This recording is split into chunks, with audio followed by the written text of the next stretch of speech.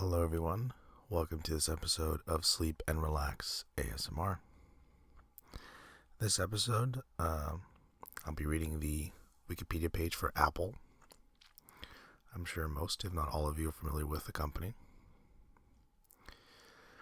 The Wikipedia page is obviously very long, so I may cut out some parts here and there, but let's just dive into it.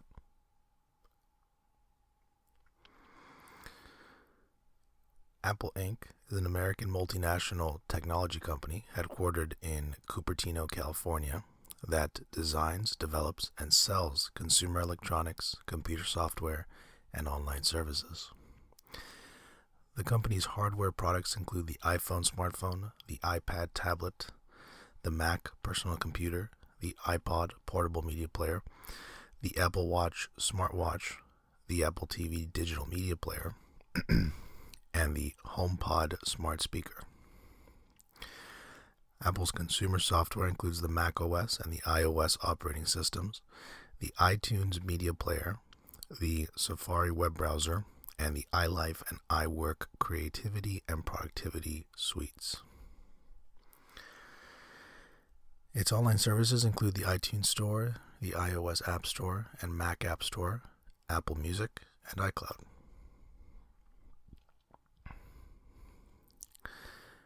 Apple was founded by Steve Jobs, Steve Wozniak, and Ronald Wayne in April 1976 to develop and sell personal computers.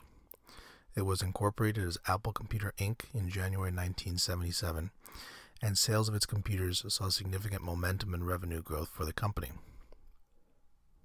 Within a few years, they had hired a staff of computer designers and had a production line. Apple went public in 1980 to instant financial success. Over the next few years, Apple shipped new computers featuring innovative graphical user interfaces, and Apple's marketing commercials for its products received widespread critical acclaim. Sorry, the text is very small, so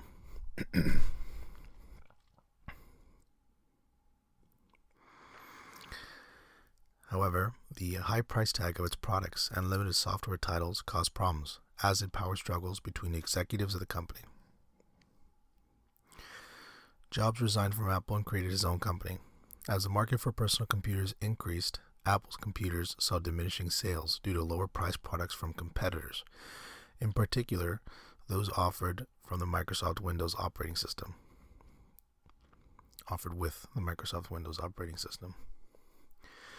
More executive job shuffles happened at Apple until then CEO Gil Amelio in 1997 decided to buy Jobs' company to bring him back.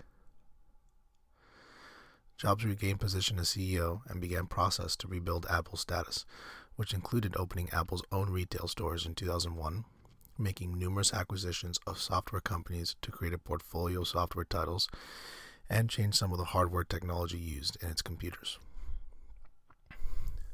It again saw success and returned to profitability. In January 2007, Jobs announced that Apple Computer Inc. would be renamed Apple Inc. to reflect its shifted focus toward consumer electronics, and announced the iPhone, which saw critical acclaim and significant financial success. In August 2011, Jobs resigned as CEO due to health complications, and Tim Cook became the new CEO. 2 months later, Jobs died, marking the end of an era for the company.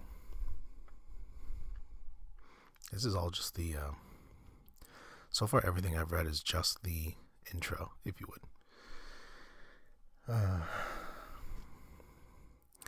Apple is the world's largest information technology company by revenue and the world's second largest mobile phone manufacturer after Samsung. In February 2015, Apple became the first U.S. company to be valued at over $700 billion US dollars. Let's jump into history. 1976 to 1984, founding and incorporation. Apple Computer Company was founded on April 1st, 1976 by Steve Jobs, Steve Wozniak, and Ronald Wayne. The company's first product was the Apple I, a computer single-handedly designed and hand-built by Wozniak, and first shown to the public at the Homebrew Computer Club. Apple I was sold as a motherboard with CPU, RAM, and basic textual video chips, which was less than what is now considered a complete personal computer. The Apple I went on sale in July 1976 and was market priced at $666.66, $2,806 in 2016 dollars, adjusted for inflation. Apple Computer Inc. was incorporated on January 3rd, 1977, without Wayne, who sold his shares of the company back to Jobs and Wozniak for $800. Wow, what a mistake that is. Or that was. Multimillionaire Mike Marcola provided essential business expertise and funding of $250,000 during the incorporation of Apple. During the first 5 years of During the first 5 years of operations, revenues grew exponentially, doubling about every 4 months. Between September 1977 and September 1980, yearly sales grew from $775,000 to $118 million, an average annual growth of 533%. That's a huge percentage. The Apple II, also invented by Wozniak, was introduced on April 16, 1977, at the first West Coast Computer Fair. It differed from its major rivals, the TRS-80 and the Commodore PET, because of its character cell-based color graphics and open architecture. While early Apple II models used ordinary cassette tapes as storage devices, they were superseded by the introduction of a 5.25-inch floppy disk drive and interface called the Disk 2. The Apple device was chosen to be the desktop platform for the first quote-unquote killer app of the business world, VisiCalc, a spreadsheet program. VisiCalc created a business market for the Apple II and gave home users an additional reason to buy an Apple II, which was compatibility with the Office. Before VisiCalc, Apple had been a distant third-place competitor to Commodore and Tandy. By the end of the 1970s, Apple had a staff of computer designers and production line.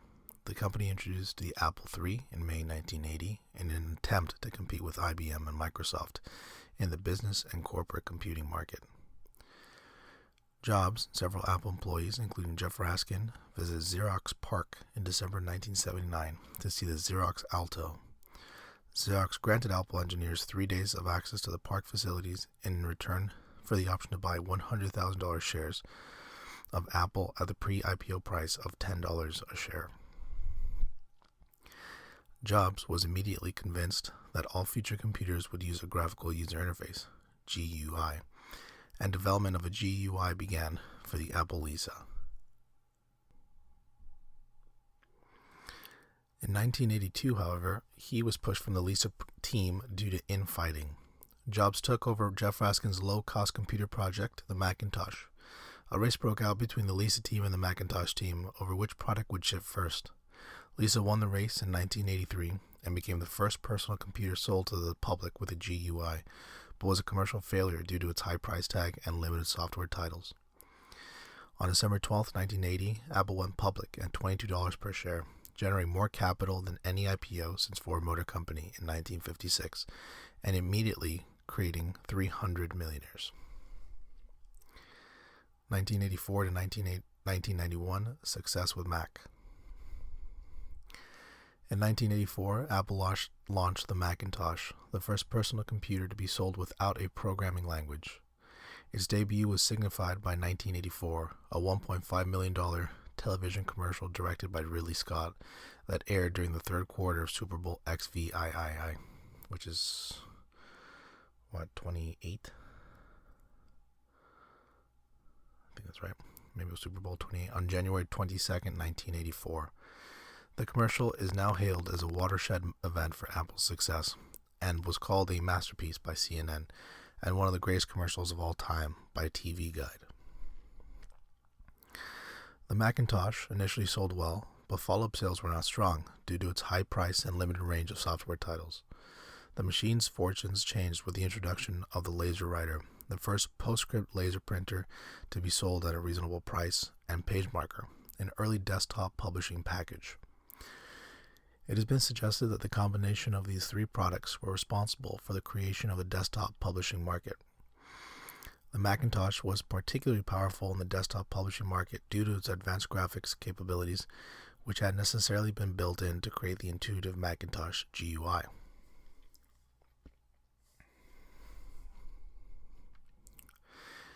In 1985, a power struggle developed between Jobs and CEO John Sculley, who had been hired 2 years earlier. The Apple board of directors instructed Sculley to, quote-unquote, contain Jobs and limit his ability to launch expensive forays into untested products. Rather than submit to Sculley's direction, Jobs attempted to oust him from the leadership role at Apple. Sculley found out that Jobs had been attempting to organize a coup and called a board meeting at which Apple's board of directors sided with Sculley and removed Jobs from his managerial duties. Jobs resigned from Apple and founded Next Inc. the same year.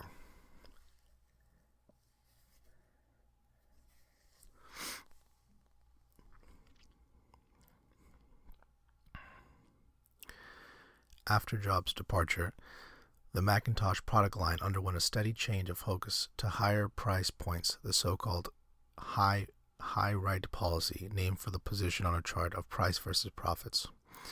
Jobs had argued the company should produce products aimed at the consumer market and aim for a $1,000 price for the Macintosh, which they were unable to meet. Newer models selling at higher price points offered higher profit margin and appeared to have no effect on total sales as power users snapped up every increase in power. Although some worried about pricing themselves out of the market, the high right policy was in full force by the mid-1980s, notably due to Jean-Louis Gasset's mantra of 55 or die, referring to the 55% product margins of the Macintosh II. This policy began to backfire in the last years of the decade as new desktop publishing programs appeared on PC clones that offered some or much of the same functionality of the Macintosh, but at a far lower price point. Where did I leave here? The company lost its monopoly in this market and had already estranged many of its original consumer customer base who could no longer afford the high-priced products. The Christmas season of 1989 was the first in the company's history that saw declining sales and led to a 20% drop in Apple's stock price. Gasset's objections were overruled and he was forced from the company in 1990. Later that year, Apple introduced three lower-cost models, the Macintosh Classic, Macintosh LC, and Macintosh LC, all of which saw significant sales due to the pent-up demand. In 1991, Apple introduced the PowerBook, replacing the quote-unquote luggable Macintosh Portable with a design that set current shape for almost all modern laptops. The same year, Apple introduced System 7, a major upgrade in the operating system which added color to the interface and introduced new networking capabilities. It remained the architectural basis for the classic Mac OS. The success of the PowerBook and other products brought increasing revenue. For some time, Apple was doing incredibly well, introducing fresh new products and generating increasing profits in the process. The magazine Mac Addict named the period between 1989 and 1991 as the first golden age of the Macintosh. Apple believed the Apple II series was too expensive to produce and took away sales from the low-end Macintosh. In the 90s, Apple released the Macintosh LC and began efforts to promote that computer by advising developer technical support staff to recommend developing applications for Macintosh rather than the Apple II, and authorizing salespersons to direct consumers toward Macintosh and away from Apple II. The Apple, I think it's the Apple IIe, I think it's a 2E, was discontinued in 93.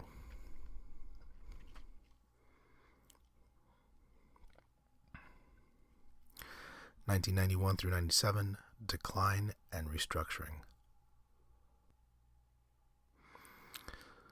The success of Apple's lower-cost consumer models, especially the LC, also led to cannibalization of the higher-priced machines. To address this, management introduced several new brands, selling largely identical machines at different price points aimed at different markets. These were the high-end Quadra, the mid-range Centris line, and the ill-fated Performa series. This led to significant market confusion, as customers did not understand the difference between models. Apple also experimented with a number of other unsuccessful consumer-targeted products during the 90s, including digital cameras, portable CD audio players, speakers, video consoles, the eWorld online service, and TV appliances.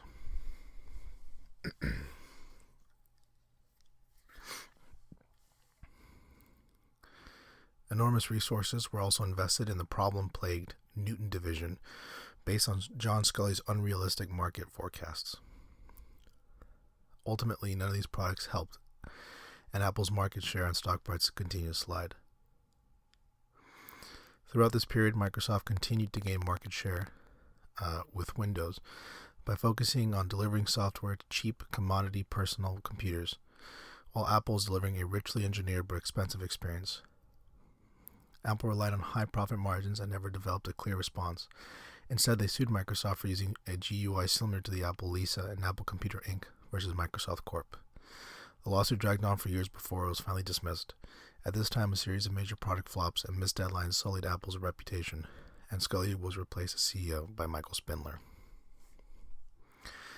By the early 90s, Apple was developing alternative platforms to the Macintosh, such as A/UX. The Macintosh platform itself was becoming outdated because it was not built for multitasking, and because several important software routines were programmed directly into the hardware. In addition, Apple was facing competition from OS/2 and Unix vendors such as Sun Microsystems. The Macintosh would need to be replaced by a new platform or reworked to run on a more powerful hardware. In 1994, Apple allied with IBM and Motorola in the AIM alliance with the goal of with the goal of creating a new computing platform, which would use IBM and Motorola hardware coupled with Apple software. The AIM alliance hoped that Prep's performance and Apple software would leave the PC far behind and thus counter Microsoft. The same year, Apple introduced the Power Macintosh, the first of many computers to use Motorola's Power PC processor. In 1996, Spindler was replaced by Gil Amelio as CEO. Amelio made numerous changes at Apple, including extensive layoffs and cut costs. After numerous failed attempts to improve macOS, first with the Taligent project and later the Copland and Gershwin, Amelio chose to purchase Next and its Next Step operating system and bring Steve Jobs back to Apple. 1997 to 2007, return to profitability. The Next deal was finalized on February 9, 1997, bringing Jobs back to Apple as an advisor. On July 9, 1997, Amelio was ousted by the board of directors after overseeing a 3-year record low stock price and crippling financial losses. Jobs acted as the interim CEO and began restructuring the company's product line. It was during this period that he identified the design talent of Jonathan Ive, and the pair worked collaboratively to rebuild Apple's status. At the 1997 Macworld Expo, Jobs announced that Apple would join Microsoft to release new versions of Microsoft Office for the Macintosh, and that Microsoft had made a $150 investment in non-voting Apple stock. On November 10, 1997, Apple introduced the Apple Online Store, which was tied to a new build-to-order manufacturing strategy. On August 15th of 1998, Apple introduced a new all-in-one computer reminiscent of the Macintosh 128K, the iMac. The iMac design team was led by Ive, who would later design the iPod and the iPhone. The iMac featured modern technology and a unique design and sold almost 800,000 units in its first 5 months. During this period, Apple completed numerous acquisitions to create a portfolio of digital production software for both professional and consumers. In 1998, Apple purchased Micromedia's Key Grip software project, signaling an expansion into the digital video editing market. The product, still unfinished at the time on the sale, was renamed Final Cut Pro.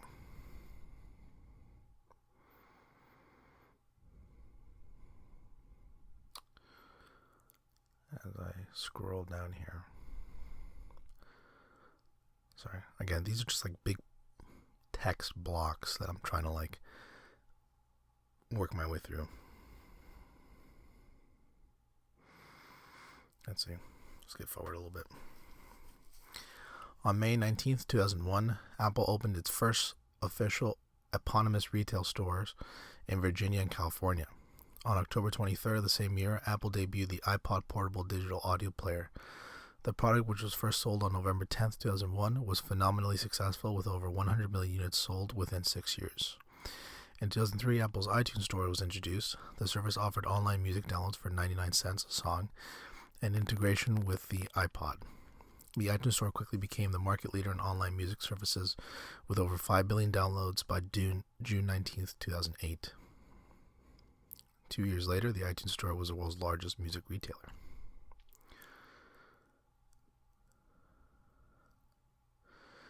Apple's success during this period was evident in its stock price. Between early 2000 and 2003 and 2006, the price of Apple stock increased more than tenfold, from around $6 per share to over $80 per share. In January 2006, Apple's market cap surpassed that of Dell. 9 years prior, Dell CEO Michael Dell had said that if he ran Apple, he would shut it down and give the money back to the shareholders. Although Apple's market share in computers had grown, it remained far behind competitors using Microsoft Windows, accounting for about 8% of desktops and laptops in the U.S. 2007 through 2011, success with mobile devices. During his keynote speech at the Macworld Expo on January 9, 2007, Jobs announced that Apple Computer Inc. would thereafter be known as Apple Inc. because the company had shifted its emphasis from computers to consumer electronics. The event also saw the announcement of the iPhone and the Apple TV. The company sold 270,000 iPhone units during the first 30 hours of sales, and the device was called a game changer for the industry. Where did I leave off here? In July 2008, Apple launched the App Store to sell third-party applications for the iPhone and iPod Touch. Within a month, the store sold 60 million applications and registered an average daily revenue of $1 million. Wow. With Jobs speculating in August 2008 that the App Store would become a billion-dollar business for Apple. By October 2008, Apple was the third largest mobile handset supplier in the world due to the popularity of the iPhone.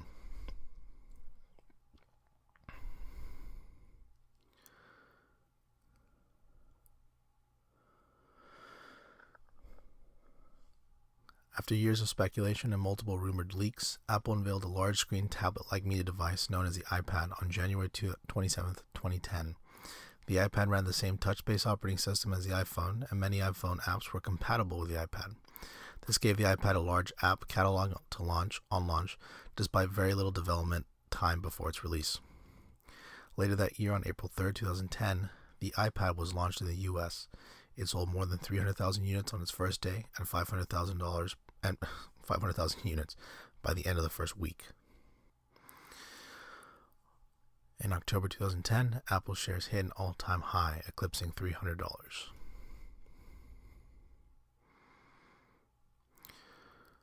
January 17, 2011, Jobs announced in an internal Apple memo that he would take another medical leave of absence for an indefinite period of time to allow him to focus on his health.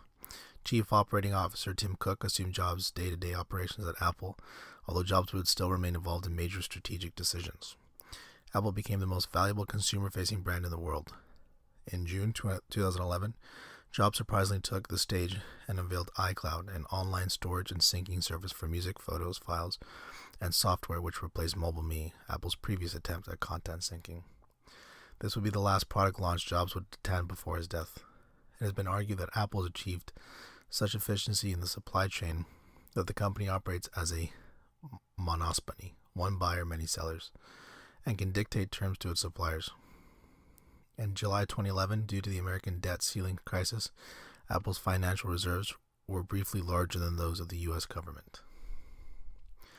August 24, 2011, Jobs resigned his position as CEO of Apple. He was replaced by Cook, and Jobs became Apple's chairman. Prior to this, Apple did not have a chairman and instead had two co-lead directors, Andrea Jung and Arthur D. Levinson, who contributed with those titles until Levinson became a chairman of the board in November. 2011 through present, post-Steve Jobs era, Tim Cook leadership. Steve Jobs died on October 5th, 2011, marking the end of an era for Apple.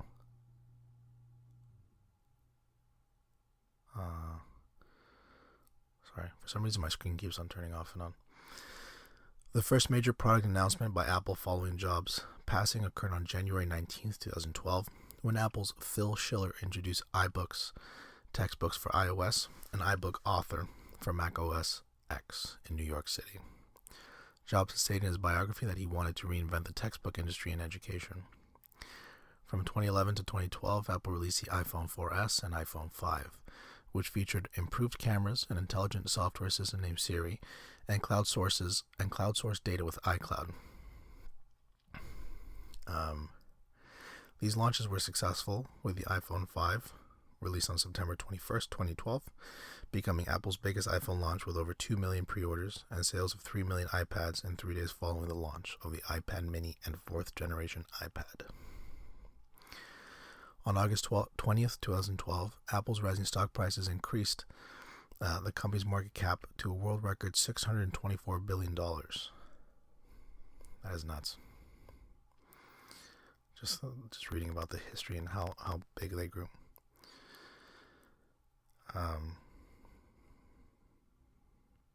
Yeah, it's crazy. Really crazy. In their first quarter of 2014, Apple reported sales of 51 million iPhones and 26 million iPads, becoming all-time quarterly sales records. It also experienced significant year-over-year increases in Mac sales. This was contrasted with a significant drop in iPod sales, of course. On May 28, 2014, Apple confirmed its intention to acquire Dr. Dre and Jimmy Iovine's audio company Beats Electronics, producer of the Beats by Dre line of headphones and speaker products, and operator of the music streaming service Beats Music, for $3 billion, and to sell their products through Apple's retail outlets and resellers. Apple has been at the top of Interbrand's annual Best Global Brands report for 4 years in a row, 2013 through 2017, with a valuation of $178.1 billion. On May 12, 2016, Apple invested $1 billion in Didi Chuxing, a Chinese competitor to Uber. The information reported on October 2016 that Apple had taken a board seat in Didi. I don't know how to pronounce it. Chuxing. Chuxing. Anyway.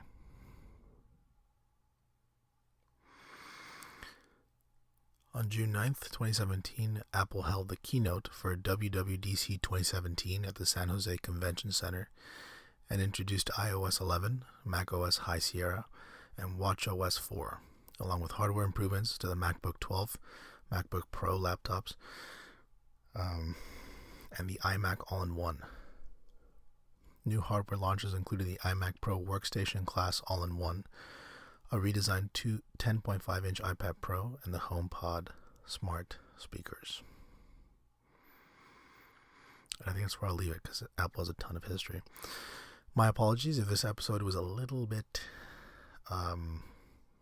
messy. Again, Apple has a bunch of stuff on their Wikipedia page. My screen, for some reason today, has been flickering off and on, which has affected my ability to read the screen. But anyway, thanks for listening. Hope you guys enjoyed. If you have any suggestions for future Wikipedia episodes or any questions or comments in general, you can reach the show at hello@sleepandrelaxasmr.com. Remember, you can also help the show through Patreon, which is just patreon.com/sleepandrelaxasmr. But that's all for now. Thanks as always for listening, and take care.